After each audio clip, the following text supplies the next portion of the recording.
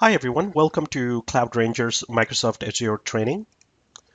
Uh, Today we are going to discuss Azure Storage. This is the introduction series, part one. There's going to be many other parts in Azure Storage to cover the whole curriculum that Microsoft expects you to know for your exam.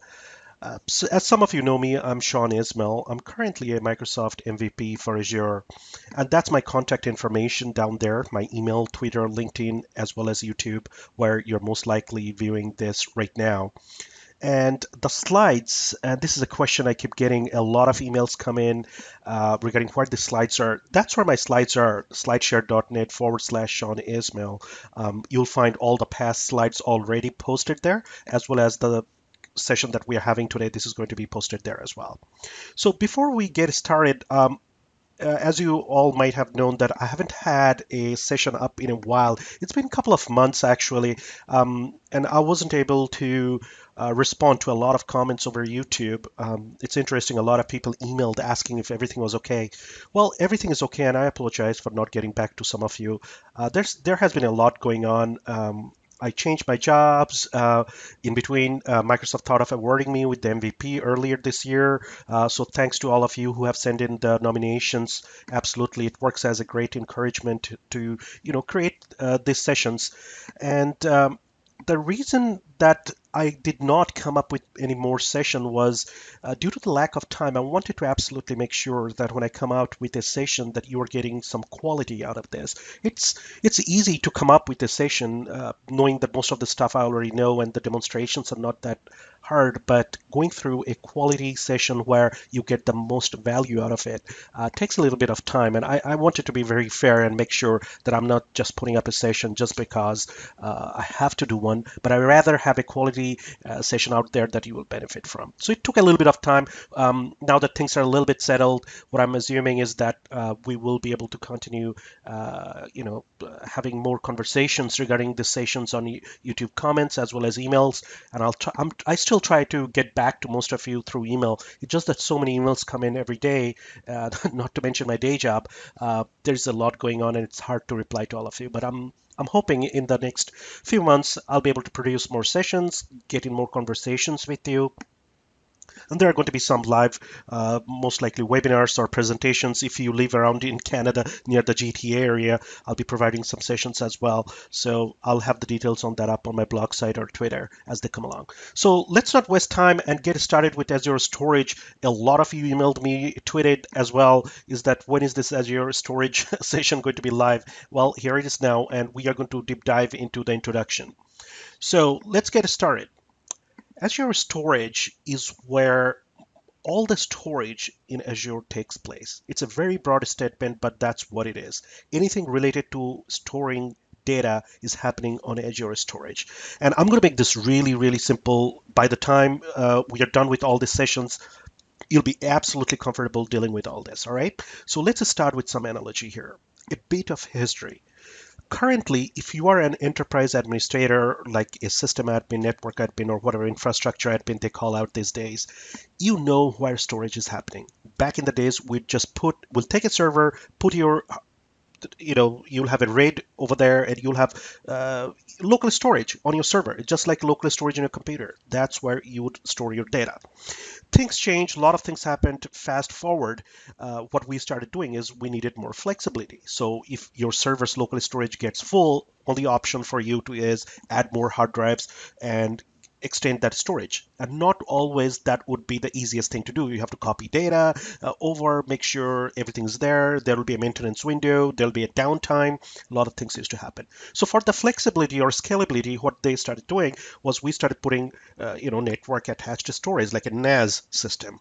Or more enterprisey thing would be a SAN, a storage area network, where you can have as much as storage you want at a moment's notice, as long as your SAN had enough storage over there. So it was a pool of data, bunch of disks and drives together. And it was not only just a storage on SAN, it's also if a drive fails, you'll still be fine. So it's RAID, right? And you would also have these days tier of data. So some of your data will be solid state drives, some of them would be just SATA, and you'd also tier your data based on the kind of performance you want from there.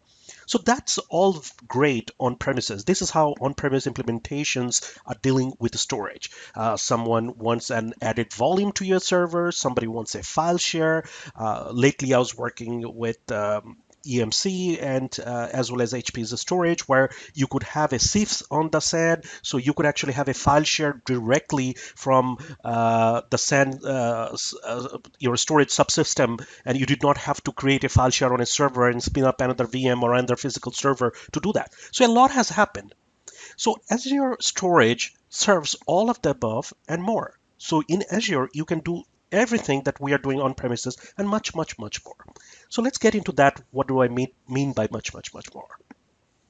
So Azure Storage is part of an overall thing that's called Azure Data Services. It's a component of Azure.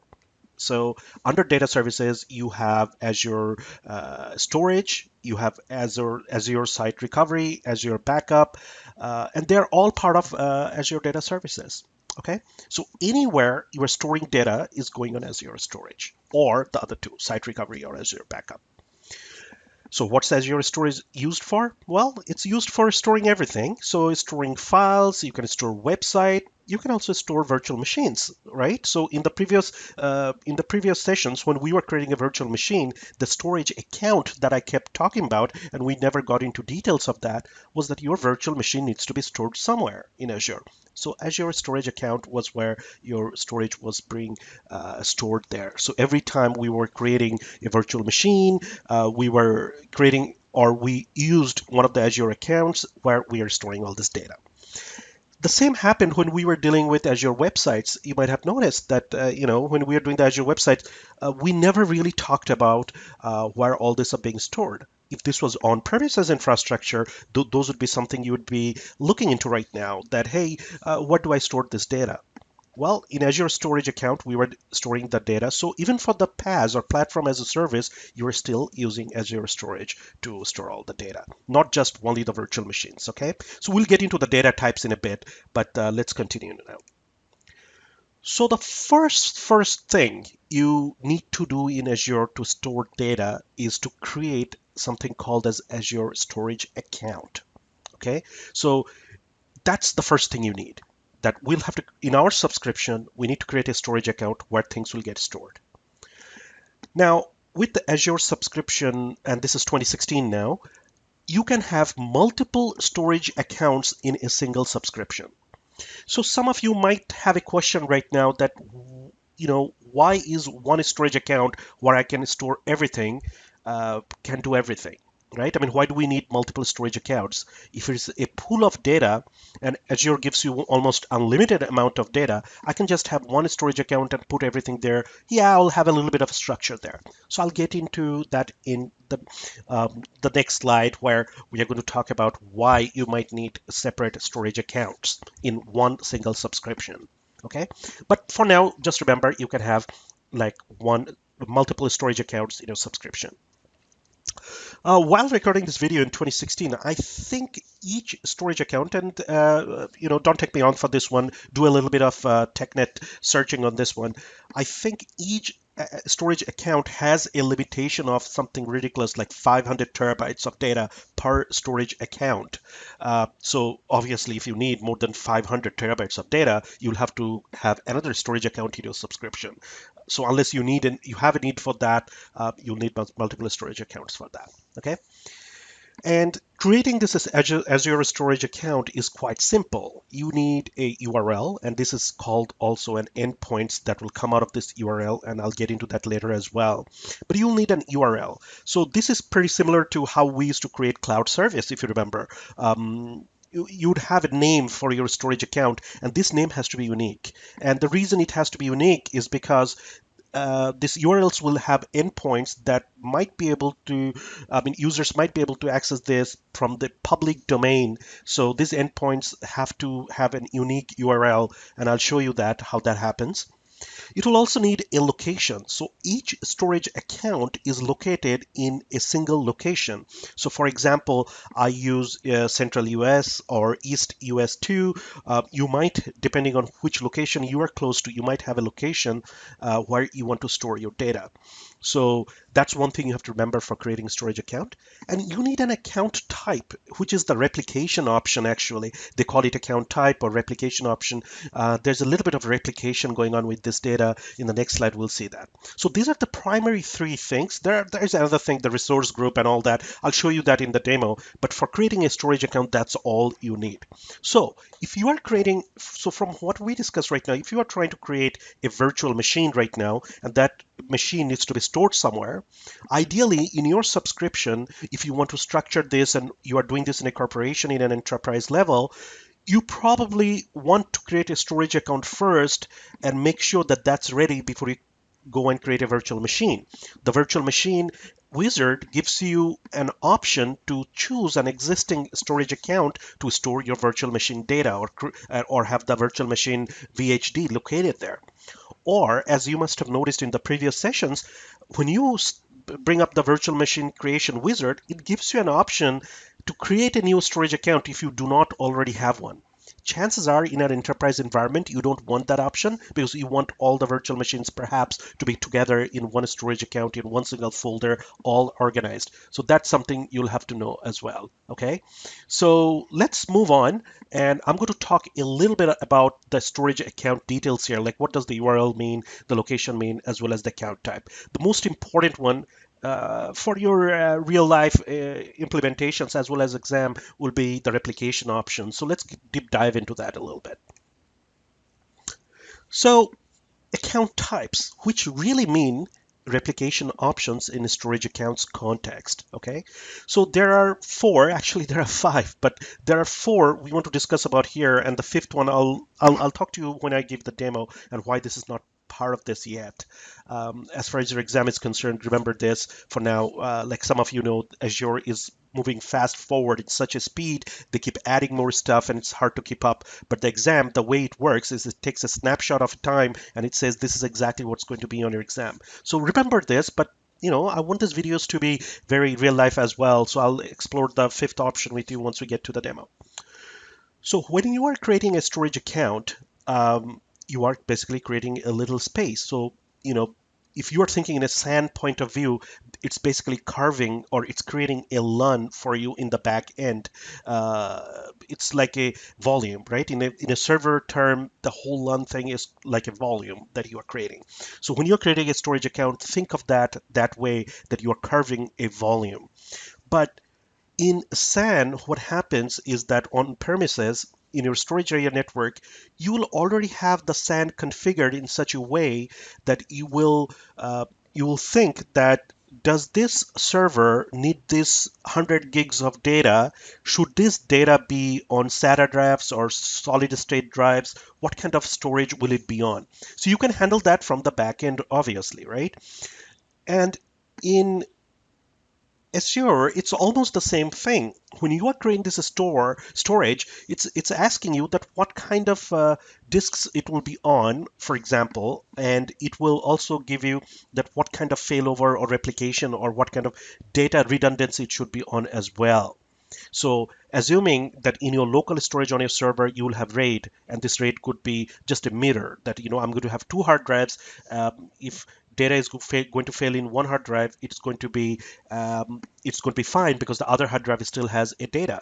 Or you might have a RAID 5 with parity and data striping, where if multiple disks fail, your data will still be okay.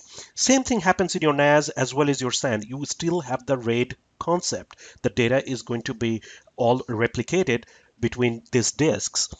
So in Azure, we have four different ways of doing this, but it is way more advanced and robust, and I'll explain how.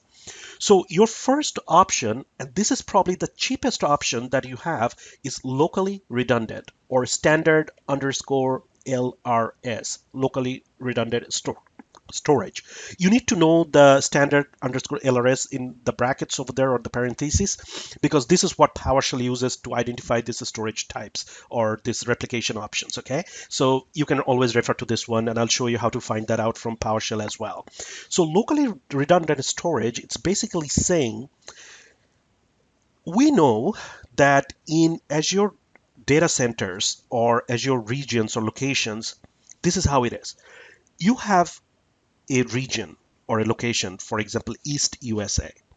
In East USA location, you might have multiple facilities or multiple data centers. So you might have two data centers in East US locations, okay? So in locally redundant, it's saying that three data copies in single facility in single location. Here, single facility means in a single data center in a single location. So if you're choosing the locally redundant, your data will be in one data center. In one data center, it will be three different copies. Okay. So somehow, if your data that is residing on this storage system in the data center breaks, there are still two other copies in the same data center in the same location. Okay, this is great. It's one of the cheapest because the data still stays in the same data center. It does not even go out of the data center. But it is most likely already redundant than what you have on premise. Right? In on premise, you probably just have one SAN with a RAID and everything. But what happens if that whole SAN system breaks? You are pretty much done. This is similar to having multiple or three SANs in one data center, and this data is located in all three of them. Pretty redundant already. But Azure, like everything else, take this a little bit further. Then you have the zone redundant or standard underscore ZRS. So what this one says is that I'm going to have three data copies in two or three facilities or data centers in a single location. So if you are going to store the data in East USA location, what it will do is in East location, like I said, it could have two or three data centers which are completely separate from each other. They are going to have these three copies in like these three data centers. So you are now leaving the entire data center. So forget even the servers, forget even the SANs. If your entire data center breaks, you have your data in another data center in the same region. Means you are still in East USA in three separate data centers with your data. Very highly redundant. Some of you spend a lot of money on premises to actually have some kind of implementation like that. But in Azure, it's just like a click to make sure your data is replicated like that. The little catch with the zone redundant is it's only for blob storage. Or I'll get to what these storage types are, but it's only for blob, and you have to remember that. In real life, if you're trying to have like a table data or queue data, you can't do that. But for most people, blob storage is all you need, and this is great because now you already have redundancy. But it's still going to be in the same geographical area. Okay. The next one is GeoRedundant or standard GRS. This is amazing. And it's the most resilient of all storage because this one actually takes care of your DR scenarios. So your geo-redundant storage type is LRS, which is locally redundant. You have three copies in a single data center already in the same location, plus three data copies stored in a secondary location. So what's happening here? In East USA, you are going to have your data in the data center with three copies, as well as now it will have another three copy of your same data in a totally different location geographically. And that location could be West USA, it could be anywhere else, any other data center, okay? But it's just not going to be in the same region. So guess what? It already took care of your storage subsystems DR or disaster recovery. What happens if all of West USA has this huge disaster at the data center and everything is broke? Oh, heaven forbid that ever happens. But just imagine if that happens, it actually will have data in another geographical location in a different side, like east of the US coast, where your data is going to be located. So it happens to be one of the most resilient because this data is copied so many times in so many places. So it's the most resilient. It's expensive as well. And the fourth one, it's read access geo-redundant or standard RAGRS is the same as GRS. You're going to have three copies in a local data center, three copies in a different region or location in a local data center. But the difference with read access geo-redundant is if there is a failover situation, like if ever there is an issue where there is a failure in one of the locations, the other location is not going to give you a read write option. It's only going to give you a read only option. So all the options or the replication options that we have seen over here gives you a read write, both access to your storage. Doesn't matter if it's in one data center or the other data center, one location or the other location. But there might be a reason where you think that I'm going to replicate this data to a different location, but in case there is a failover in my primary region, my secondary region is only going to have a read-only access. I am quite sure there are business reasons for this. You might want to make sure that when you are in a failover state, people are not really writing data because you guys are trying to get over, I don't know, you're going to recover from all this disaster and everything, but you want to make sure nobody's writing any data to your systems during that time. You might have a business reason for that. Okay, so these are the four replication options of your data that Azure Storage provides. The fifth one, and I'll show this one in the demo, it's actually premium storage. With premium storage, that your storage subsystem is faster. There's solid state drives. It's not part of this, but there is a premium storage option as well. Your subscription actually has to have access to that, and you might have to request Microsoft support to provide you with premium storage option. You just have to basically open a ticket and be like, hey, I need premium storage for whatever I'm trying to do, and they'll enable that for you so you can store data in premium storage for people who are looking for higher IOPS with solid state drives and things like that. So there is a fifth option there. Um, Another thing, important thing I want you to take away from this is that each storage account can have a single replication option. This is where you'll find out why we might need multiple storage accounts. So your one storage account can have only one replication option. So if you have one storage account where you are keeping all your virtual hard disk drives or the VHDs, if you have an account which is locally redundant, that's all the type of replication you can have in that storage account. You can still store other type of data. Don't get me wrong. You can store files and folders and everything else, but it will only be locally redundant. You cannot have a storage account and be like, I want part of this data to be locally redundant or part of this data to be zone redundant. You can't. So for that, you'll have to have another storage account where you will specify the replication option. So that's another reason you might need multiple account types or multiple storage accounts with different replication options depending on the kind of data. So I'll give you one very nice example for enterprise people out there is that you create a server, a VM, and it's using locally redundant, which is great. 3 copies of data in the same data center. You do not have any specific disaster recovery plans besides the single zone or single location. But the data you put in that server on another volume, like a volume D or volume E or whatever, that data needs to be replicated, from one region to another region. You have to make sure you have that data replicated somewhere else, which is not in the same location. Let's think that it's a compliance requirement or it's a corporate requirement. So you can actually have your server be on a storage account and another storage that needs to be there attached to it where the data is going to be replicated using another storage account. So you can do that. There are nice fancy ways to do that, to store that kind of data. Okay, so those are the reasons you might have different account types like I'm mentioning. Okay, so that's cool. So let's move on.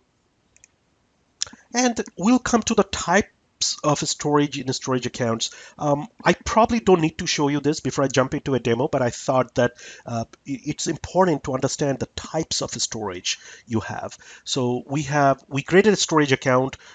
We chose our account type or our replication option. Now I'm telling you the kind of data you can actually put in there. Okay, for most of you might not care, but there's a lot of you who might care as well, depending on the type of storage you are trying to do. Because exam wise, or I have to assume that some of you are going to use this as infrastructure as a service storage. Some of you might actually use this as a PaaS or platform as a service storage and things like that. So let's deep dive into that.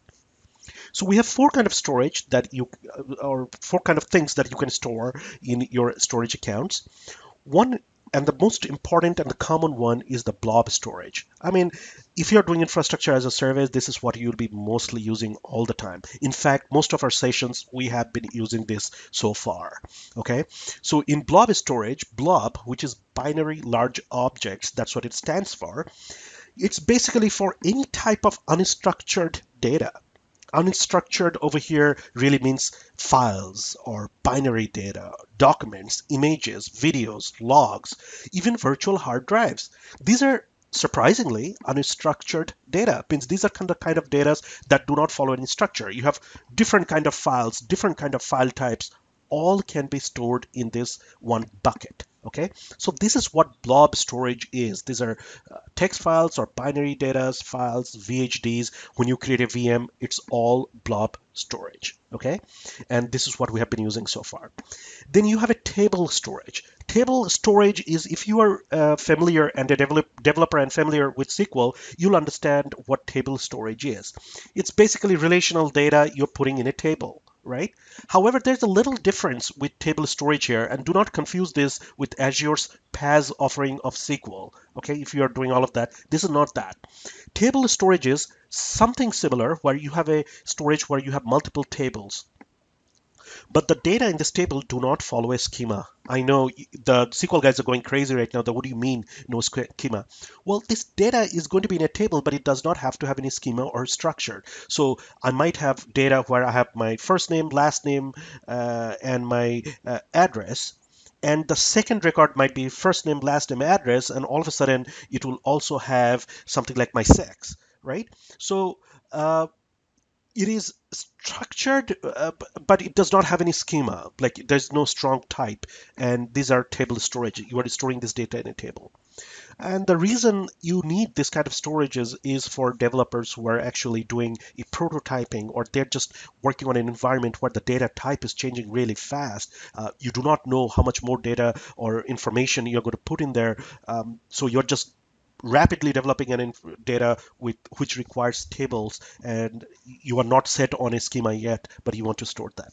So you can store that in Azure Storage as a table store, as a table storage in Azure Storage Accounts. Okay.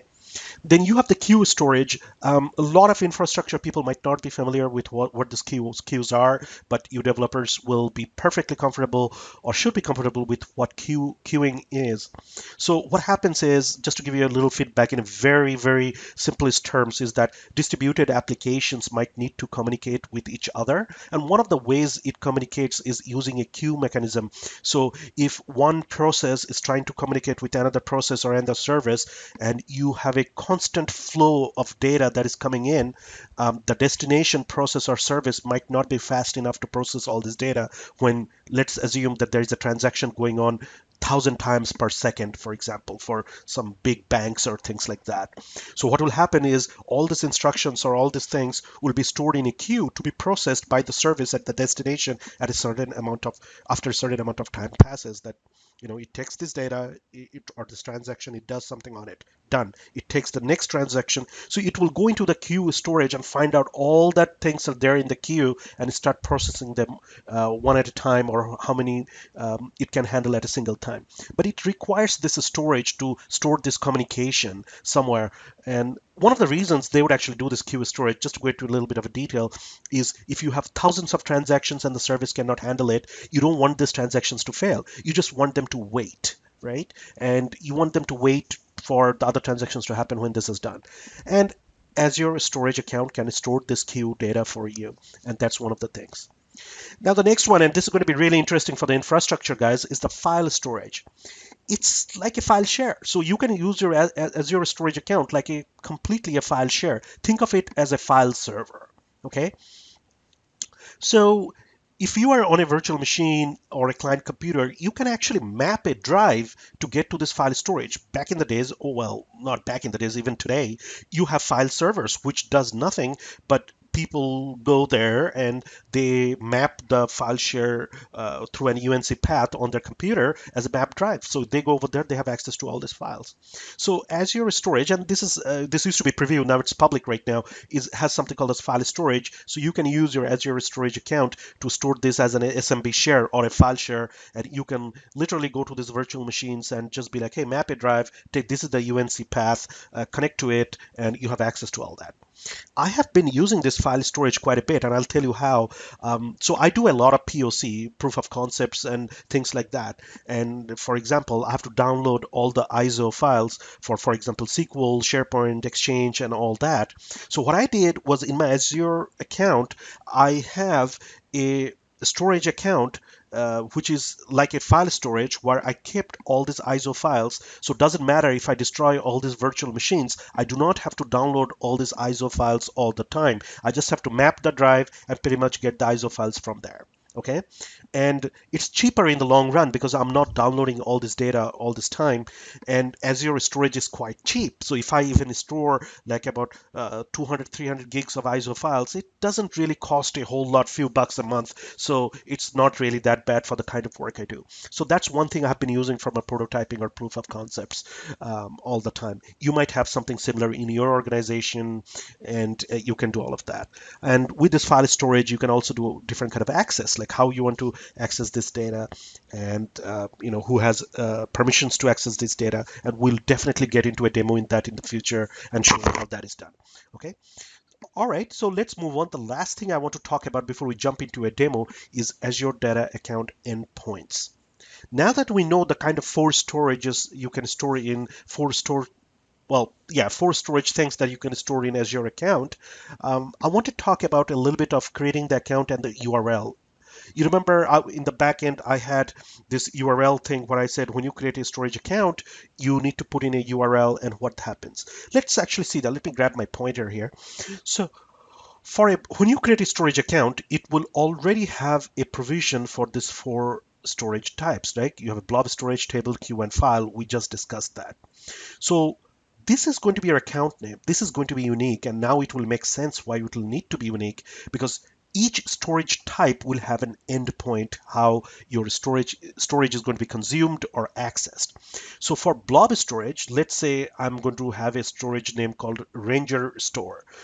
That's my account name. So it will be HTTPS or HTTP. By the way, it does it both. Over here, I'm obviously showing you the secure way of doing this, but you could access this with HTTP as well.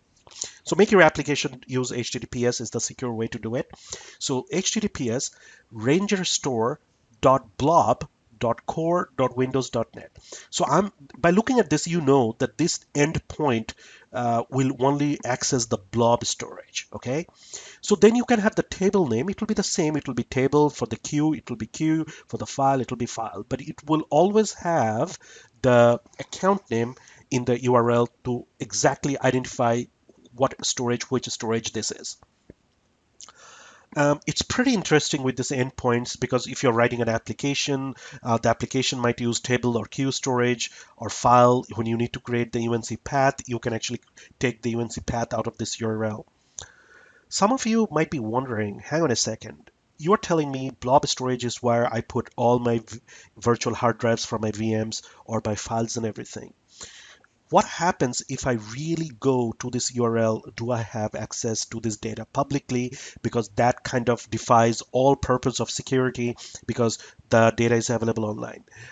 Do not worry about that. Those are the endpoints, but there are security stuff in place. So if you actually just have a blob storage, so you know you have like a /VHD /myvm.vhd, no, you are not going to be able to access that directly because there is security in place to make sure that you can't.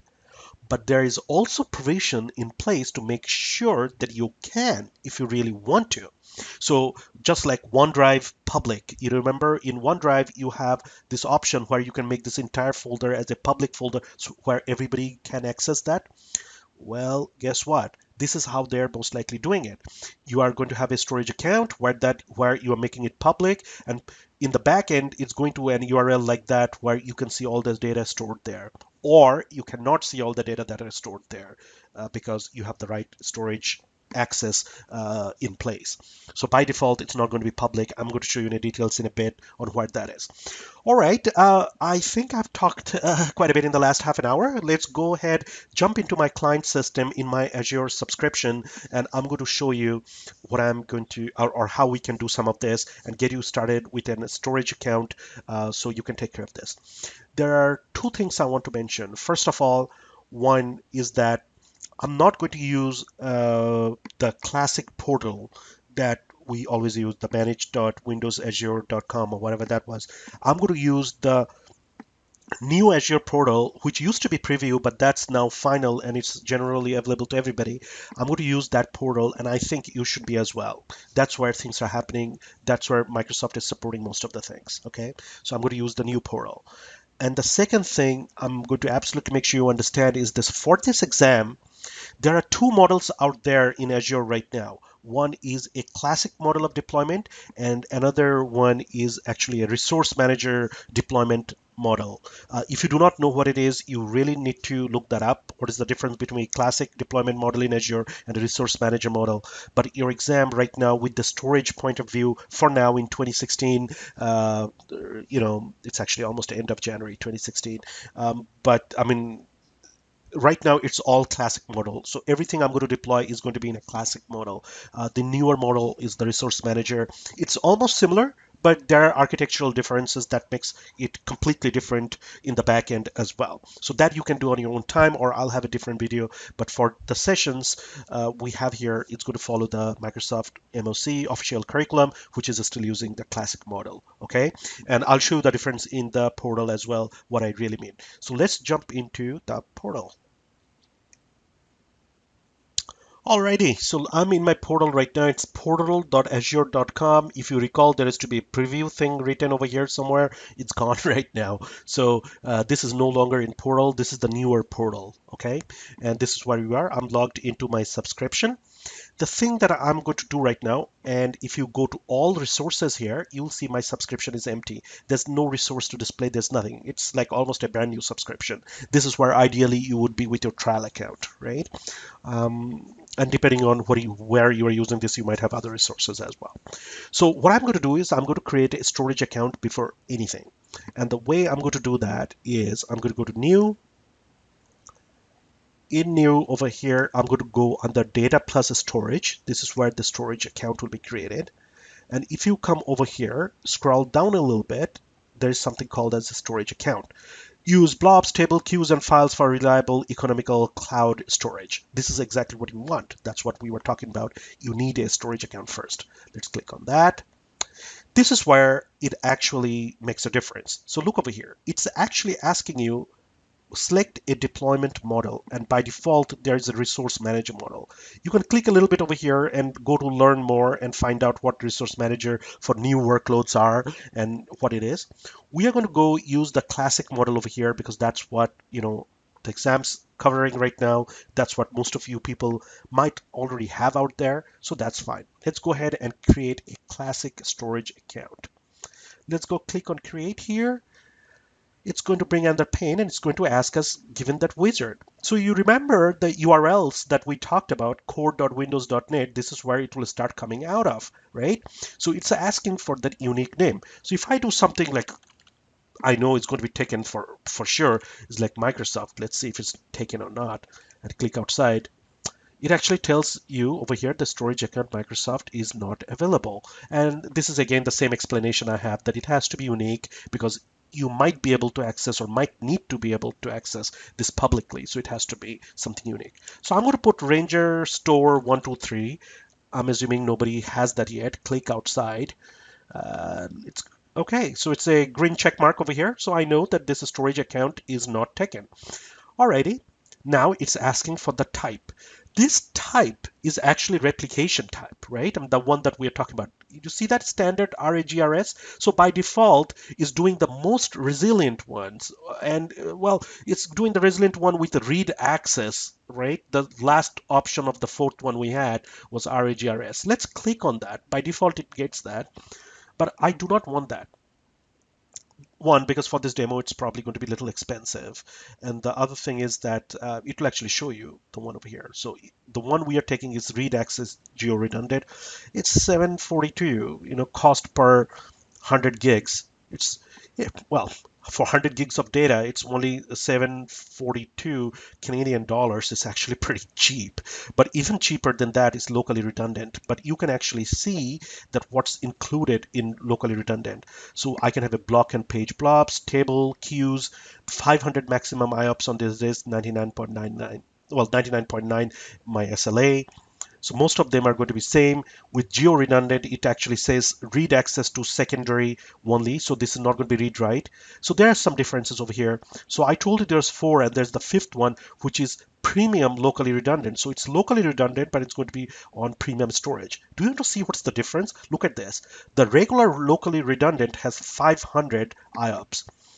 The premium locally redundant disk has 5,000 IOPS.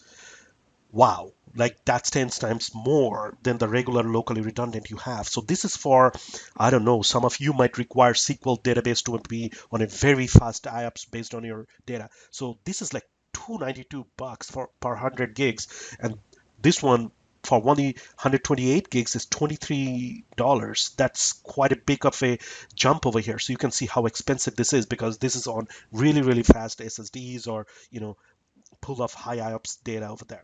So anyways, for our and you have to be sure, I mean, you have to be absolutely sure that what kind of architectural decisions you need to take, that needs to take place when you choose this data. For my demonstration purpose, I'll take the cheapest one, which is locally redundant, and I'll go select. See, change to standard-LRS, which is great. So I have my storage account, I have this, my Visual Studio Enterprise with MSDN is the subscription name. You'll have your subscription name here. Resource groups, we have chatted before. You do need a resource group where all things are going to be located. So for Classic, the resource group used to be created at the back end. Resource group is actually very important, resource manager model of deployment. In this one, I'm going to just give it Ranger resource group. It's a random resource group that I'm going to put in where all my workloads are. So resource group is just grouping all the workloads together. I'm going to just choose Central US on my subscription, pin to dashboard. I do not want. So that's all that is required for a storage account to be created. Okay, we did not put any data in here. Nothing is happening in here. It's just creating the data. So it's deployment started. Let me give it some time. It doesn't take too long actually to finish that, but I'll come back when it's done.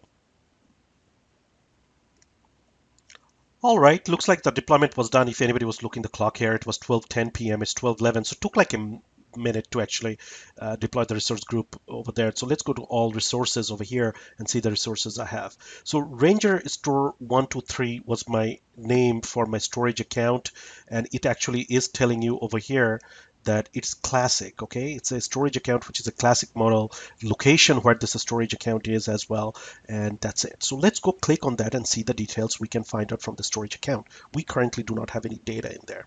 Okay, so it's actually telling you the type. It's a standard LRS, so it's locally redundant storage.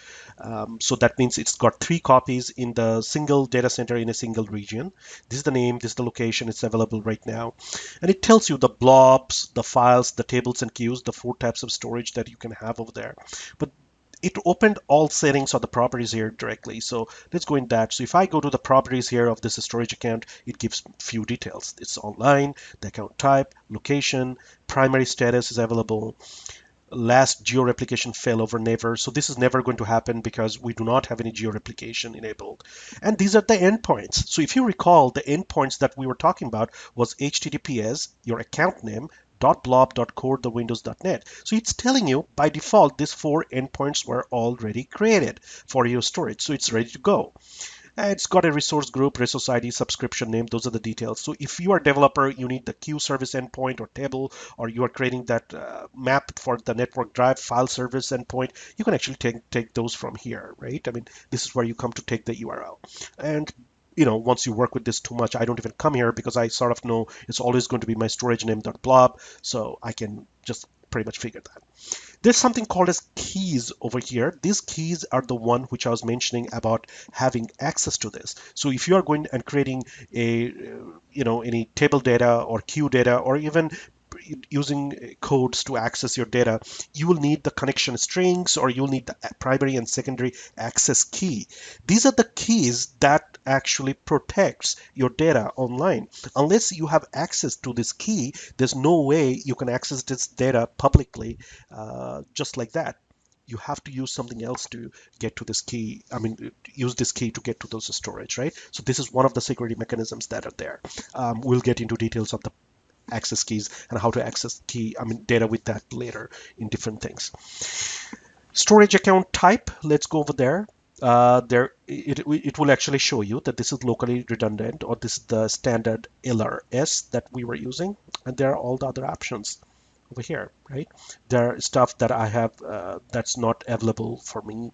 The premium locally redundant over here, I do not have access to. So this is showing you your replication type. That's the replication type we have right now. Okay. You can have one replication type at a time. So you can perhaps change that, but right now you just have locally redundant. You cannot have two of them together, like I mentioned. Custom domains, this is not something we have touched. Custom domains is when you want to actually, rather than having the rangerstore.blob.core.net, you can associate a custom domain or your domain with this storage, maybe for your developers to make things easier or to do whatever thing, right? There is a way you can associate a custom domain, and we'll go through that in a future session over there. Okay, and then you have a bunch of monitoring. I'm not going to get into details over here. You have diagnostic audit logs. You can actually see who has been accessing what. You can have alert rules to let you know what's going on there as well. This is something we'll go in the session when we talk about monitoring and alerting of storage accounts. All right, let's go click on the services. So it's a blob service. I want to click on that. We are not going to get into this in this session, but it actually shows you how to go store data. So it just says you don't have any containers yet for the blob storage. So it basically tells you or gives you more details of these storage types, blobs, files, tables, queues, and all that. Okay, so that's one thing you can do to actually access that. And in the next session, this will be more important, where we'll be going through each and every data type and see what we can do there. So that's all that is to there for storage accounts, and we are going to jump into PowerShell to see how to do this in PowerShell, just when you thought you were done. All right, so this is how in PowerShell you can actually create a storage account. It's very simple. You put storage account name, you put the location, and the type is a standard underscore LRS. Okay, so I'm saying by default, I want this storage account to be a locally redundant storage. You can ignore this if you really want to. This will still work. So it will put a default storage account type. If you remember when we were creating it, by default it picked one up. It will pick a default one. It might be the read access GeoRedundant, most likely. That's one it will pick by default. So I'm saying that no, I'm going to have the type over there mentioned when I'm doing this, right? So I don't want to I want to specify, I don't want to pick up a default one. So before we create one, let's actually go and see the one we already have. And you do that with get Azure Storage Account commandlet. So let's go ahead and run only that. This is where you come to run this. Let's go ahead and run that. We will see the one we already had created, which is what? In Central USA, we created one. It was called Ranger Store 123. These are the endpoints. These are the account types, replication. So it gives you a bunch of information to actually see what you have right now. So that is get Azure Storage Account. So let's go ahead and create one. So I'm going to do exactly what we did in the portal, and you do that with new Azure Storage Account. It's very understandable. So let's take only this line, and you can actually just create over here, and it will, if you click on this one, run selection, it will do that. But I like highlighting this just to make sure that I'm absolutely doing this one. So run selection. It takes a little bit of time while this happens to create that for you. So when we do get Azure Storage Account, it will show you now there are two accounts, and I'll show you from the portal as well. But before I do that, you remember I mentioned that how do you get this kind of information? Like, yeah, you can go to TechNet or you can watch my videos and figure that out. You can Bing it, Google it, whatever you do. But how you can find that? I'll show you a nice trick over here. And this is how sometimes I do this in a very fast way. So in any command, so if you have a commandlet that is new Azure, for the ones who already know this, it's not a big deal. You probably know what I'm talking about. But what I do is I come home over here, I do help, and it will give you the help on this account. It will show you what this commandlet can actually do. In this one, it's not obviously giving me more. So what I'm going to do is I'm going to go and do help, and it's giving you an option over here with detailed. Okay, so I want detailed information or full information, all that. So detailed and full, it will give you more information about that commandlet. right? So let's do detailed. In detailed, it's telling you all the switches or parameters that you have. So we used storage account, we used location, you can use label. There are a bunch of stuff that are like, that are not compulsory. I mean, you don't have to put them there, but they're there. So you can see over here, I have type standard LRS, but it's telling you in type what are the ones you can actually put there. So you can put a standard LRS, you can do ZRS, the zone redundant, GeoRedundant, read-only GeoRedundant. And remember the fifth one I talked about is the premium locally redundant. So this is the fifth one you can put over there too. So by doing this help and detailed, you can actually find more information or more things you can put in the parameters over here. So I picked up the standard underscore LRS from there for our account over here. Anyways, so that's one pretty nice way to actually figure that out and, get more details about these parameters. You can, of course, go to TechNet and do that. Sometimes I just like being over here. I'm so involved in the PowerShell console that I'll just go there and get all the information. So let's wait for this one to happen here. It takes about a minute, so I'm going to pause this a bit. Obviously, surprisingly, it's taking a long time for this to happen. All right, let this happen in the back end. Actually, we need to go back to the slides to cover more stuff. So I'm going to keep this up and running over here. This is definitely taking longer than I expected from the portal for sure. So anyways, it's not created yet, but it's doing that. So let's go back to our slides here. And I want to just touch base on two things because this is part of the Azure data services. There's two other things. One is a Azure site recovery or disaster recovery in general, and Azure backups of what these are. Okay. So Azure Site Recovery, it's an amazing thing, which is the entire DR thing we used to do on premises. But it takes a lot of planning, a lot of infrastructure in place, and a lot of moving parts that needs to happen. But Azure makes this very, very simple. With Azure Site Recovery, you can protect your virtual machines or physical servers, or even your entire Hyper-V or VMware infrastructure on premises to Azure or another data center. So technically, if someone says these virtual machines, which you have on premises right now, needs to be on a DR location, you just enable the service. It obviously, there is cost associated with it. What it does is that it will take this entire virtual machine and it will take the data, take everything there and put it on Azure. Or it could be another data center that you have. So Azure will coordinate this for you. Azure Site Recovery will coordinate this for you and take the data and take it to Azure or another data center for you. So there's a lot of moving parts that happen in the back end, but Azure says that they will handle it for you and they make it really, really, really simple. So you're basically protecting virtual machines, and these virtual machines, when primarily Azure Site Recovery came out, it used to be only Hyper-V virtual machines with or without SCMM.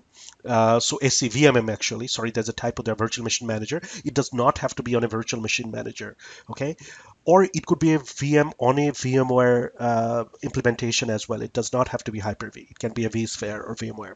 Or it can be an entire physical server that you kind of replicate to a DR location, okay? And like I mentioned, the secondary site can be in Azure or a data center. That's your data center. So you have a data center in Toronto, you have another data center in British Columbia, for example, or somewhere, in New York.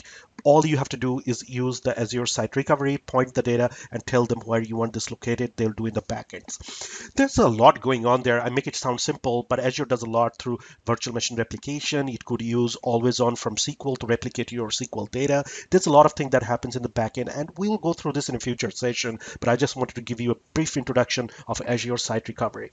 If any one of you who's involved in infrastructure and have done a DR site before, you'll really appreciate this service because you know how many things you have to do for a DR site to be up and running. You need to have the VPN tunnel, you need to have another infrastructure over there, power redundancy, everything else. Azure does that for you, okay? And then there is Azure Backups. I like this, all right? So, I mean, it's not the most robust out there, but I like it. What it does is that It basically makes Azure as one of your backup mediums. So rather than having a hard disk drive where you're doing this, or most organizations, they do backups on tapes, you can say, I want to do the entire thing on Azure Storage. Okay. So what you basically do is create an Azure Vault, and you get the Vault credentials, and then you download an Azure backup agent on your server.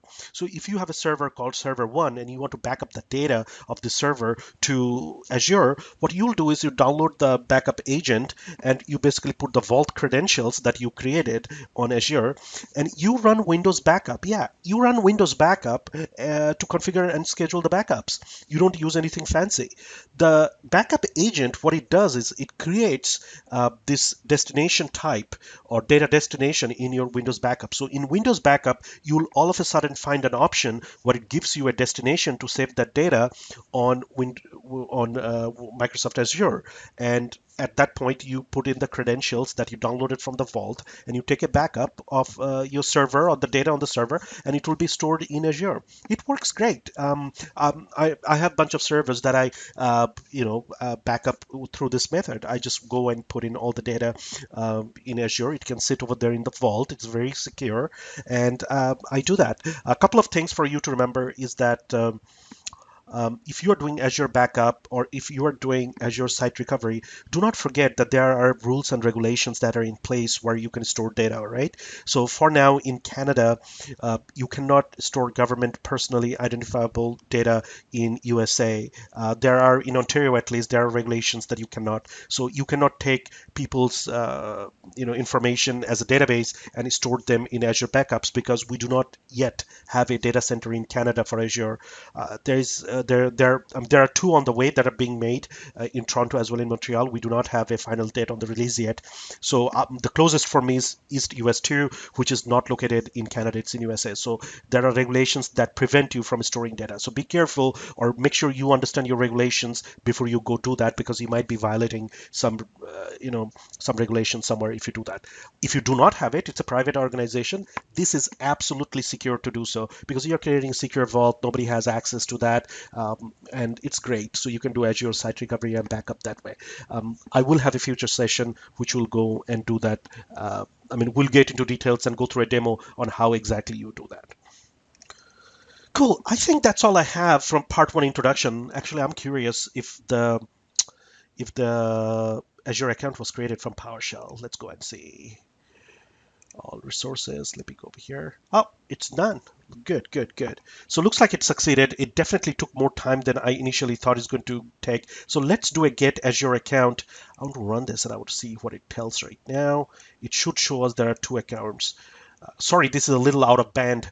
I usually wait for showing this, but okay.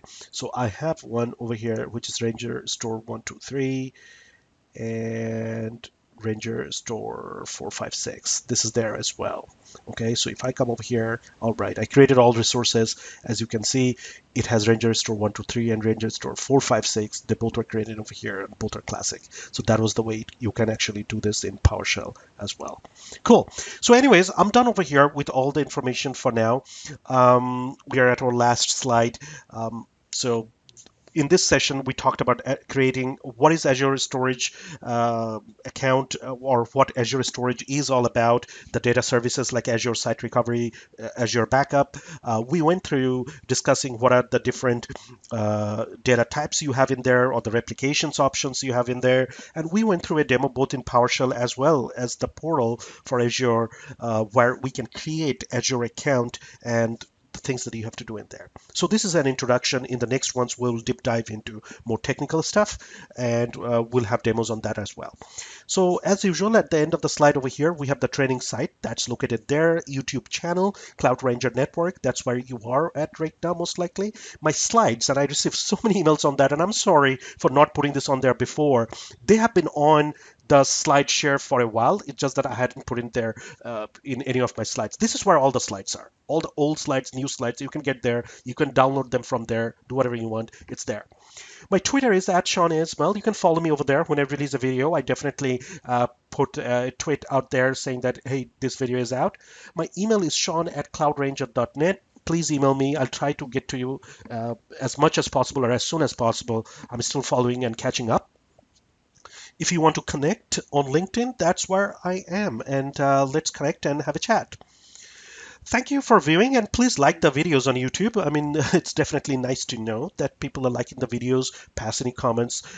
If you have any ideas, or if you want things to be done a different way, definitely let me know. But do like the videos; it helps a lot. I like knowing that people are liking the videos and things are working out. And definitely, if you pass your exams, if you have any big changes with clouds that you're having in your organization, I always like hearing stories. Definitely let me know challenges you faced, things you have done, cool things that are coming out of this training for you if you're passing the exam and as such. All right. All right, guys. Thank you for viewing, and I will definitely see you in the next session.